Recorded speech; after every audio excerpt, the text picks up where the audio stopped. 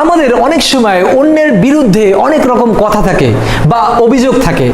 অর্থাৎ যখন আমরা অন্যকে দোষারোপ করি বা অভিযোগ করি, তার অর্থ হলো যে আমরা তাদেরকে কি করি, এখনো ক্ষমা করিনি।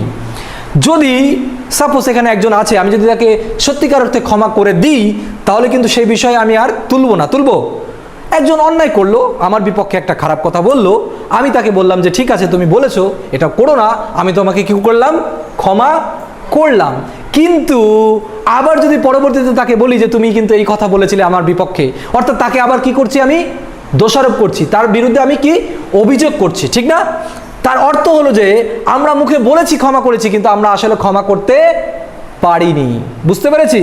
আমরা ক্ষমা করতে পারিনি বলেই আমরা তাদেরকে বারবার অভিযোগ করি বা দোষারোপ করি।